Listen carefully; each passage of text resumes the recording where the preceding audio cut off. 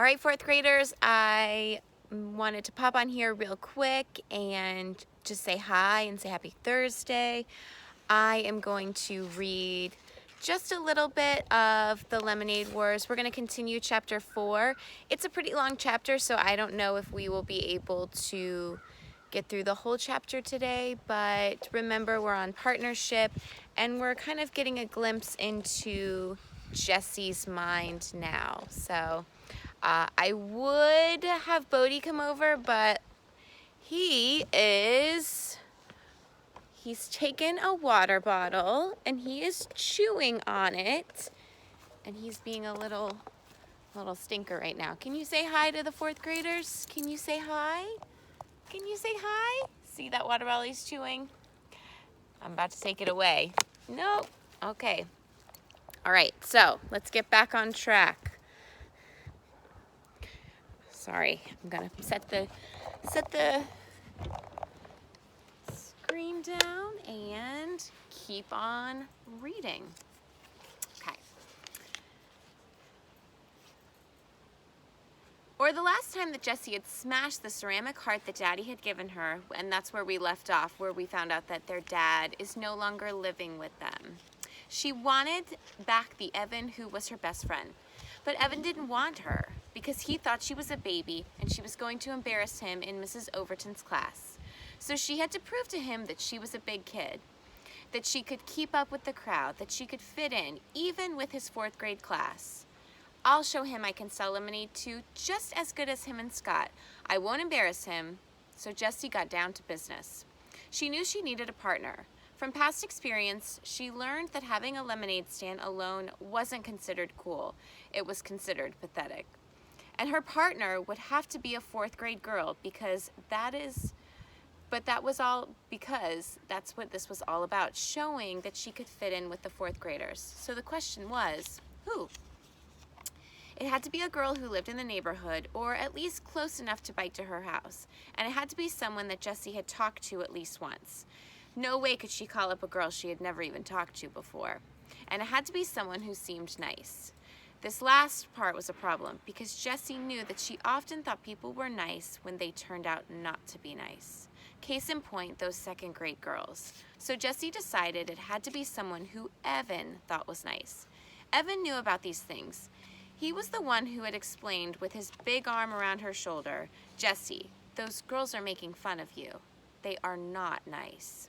When Jessie thought about all these different requirements, there was only one obvious answer: Megan Mortery. She lived less than 3 blocks down the street. Jessie had said hi to her a few times while biking in the neighborhood, and Evan must have thought she was nice because Jessie had found a piece of paper in the trash with Megan's name written all over it. Why would he cover a page with her name if he didn't think she was a nice person? Jessie went to the kitchen and climbed onto a stool so that she could reach the cabinet over the stove. She took down a school phone book and looked through the listings for both of last year's third grade classes. No Megan Mortery. Duh, Jessie remembered. She moved in halfway through the school year. With a sinking heart, Jessie checked the town phone book. No Mortery family listed on Damon Road.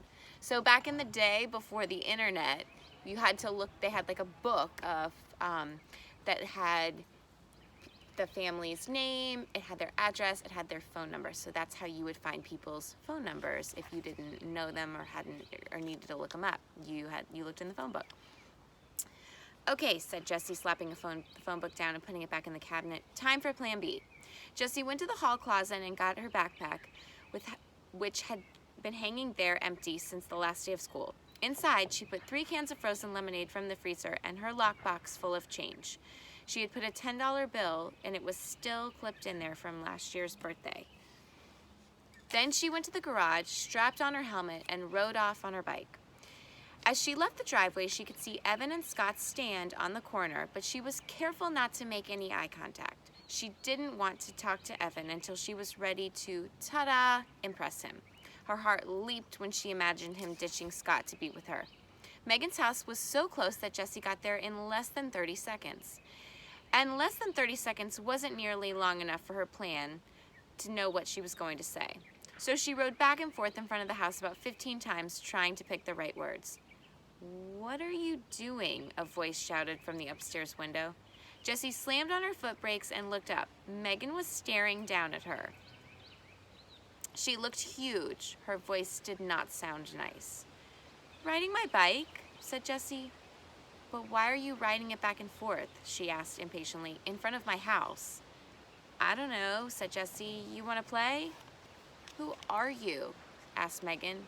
"Jessie," said Jessie, pointing down the street toward her house. "Evan's little sister." "Oh, Evan's little sister," said Megan. Jessie felt like a deflated balloon. "Yeah." "Oh," said Megan. "I couldn't tell because of the helmet." Jessie took her helmet off. "So, you want to play?" she asked. There was a long pause. "Where's Evan?" asked Megan. "He's out somewhere with a friend," said Jessie. "Oh," said Megan. Jessie looked down at the ground.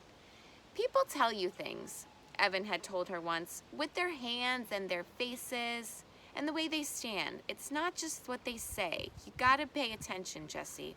You gotta watch for the things they're saying, not with their words." Jessie looked back up. It was hard to see Megan at all. She was so far up and behind the window screen.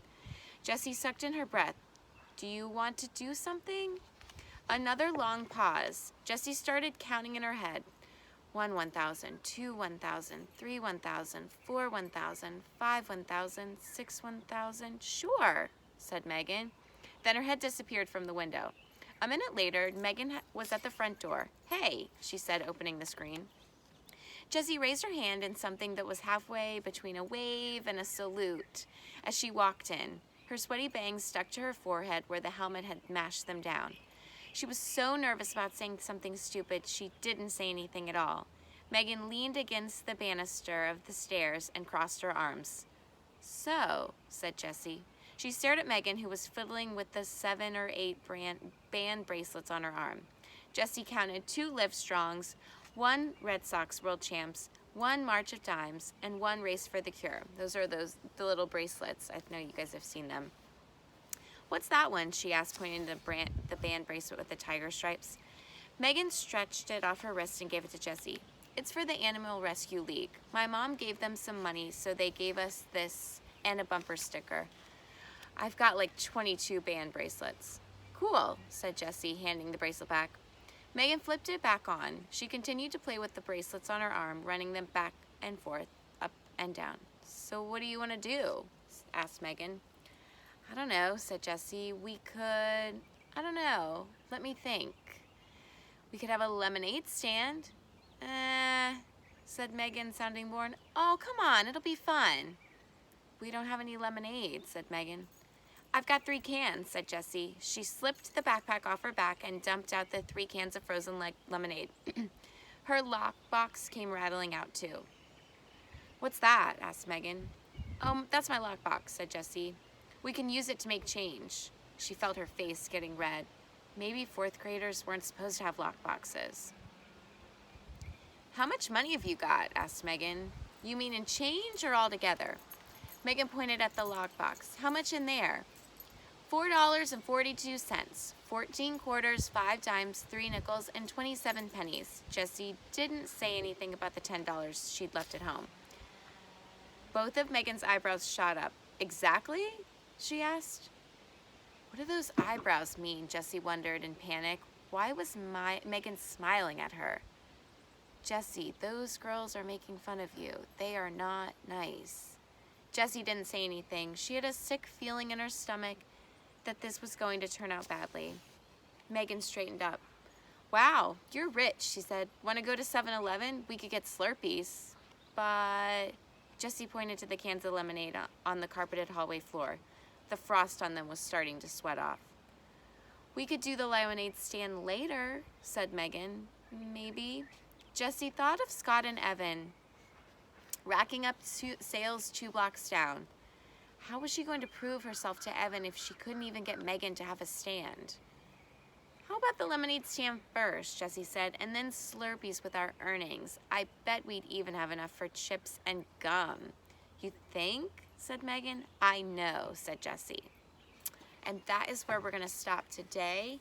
So my question for you is, what are your thoughts on Megan? Do you trust her? Do you think Jesse should trust her? And what do you predict is going to happen next? All right, we'll read to find out what happens on Monday. Bye, guys.